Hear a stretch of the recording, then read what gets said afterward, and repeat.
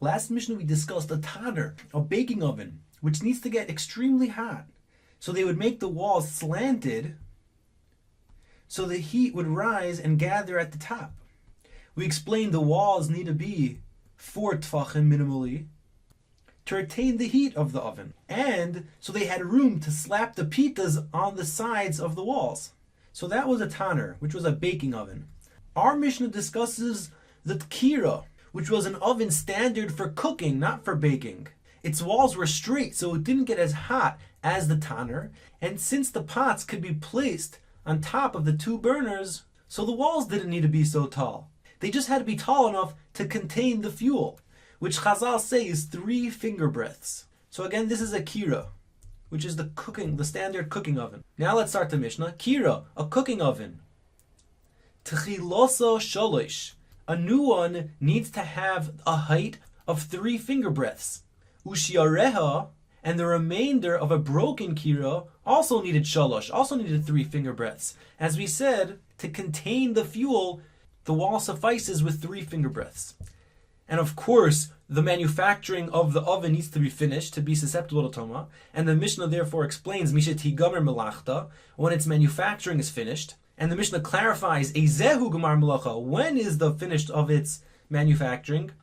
Mishyasi kena, when you fuel it, kedei, enough, lebashal, to cook in it, beitza kala, the easiest egg to cook, shebebeitzim, from all the eggs, which is a chicken egg. Trufa, it has to be beaten with oil, unisuna beilfis, and placed in a pot, a preheated pot. That egg would obviously cook very quickly, and that amount of time finishes the manufacturing of this kirah. Now the Mishnah discusses the next type of oven, hakupach, the kupach. The kupach was in between the tanner and the kirah, meaning it only had enough space to put 1 pan on it, and therefore the walls were much thinner and they could retain the heat better. So it was hotter than the kirah, but it was not as hot as the tanner because its walls were straight and the heat didn't gather at the top like the tanner. Now this kupach could be used for baking like the tanner. You could technically stick the breads on top of the oven, on the walls of the oven, or it could be used as a burner like the kirah. And therefore the halachas of a kirah depend on what you plan on using it as. So the Mishnah says, hakupach, the kupach oven, asa'u lafia, if it was built to bake, shi'uro ketaner. The measurement is the measurements of a tanner, of the baking oven, meaning it has to be the height of 4 tfachim, and the manufacturing is finished when you fuel it enough to cook those sponge cakes. But asa'u lebishel, but if you built the kupach for cooking, like a kirah, then shi'ur kakirah, then the measurement has the measurements of a kirah, which means that it only needs the height of 3 finger breadths, and the manufacture is done when you fuel it enough to cook that egg. Now the Mishnah discusses handles of ovens. Is the handle considered part of the oven? So the Mishnah says, ha'even, a stone that's used as a handle, ha'yotze min ha'tanner, that juts out of the tanner. Now generally stone is not susceptible to tumah, but over here it becomes part of the big tanner, and therefore it can become tameh. And the Mishnah says tefach. The Mishnah rules that a tefach is what's necessary as a handle, and therefore a tefach of the handle is susceptible to tumah. But if the handle is more than that, the unnecessary part of the handle is not susceptible to tumah because it's not considered part of the tanner. Umin hakira, but a handle jutting out of a kirah, sholosh etzbois. You only need a handle to be 3 finger breadths, because even a smaller handle would be enough for the kirah, because they would remove the soup pots off of the kirah before they moved it, and therefore you only needed a smaller handle. So if you had a tefach, handle of a tanner, or 3 etzbois, handle of a kirah, the Mishnah rules chibur, they're considered connected to the vessel, and therefore if the ovens become tomei, the handles become tomei also.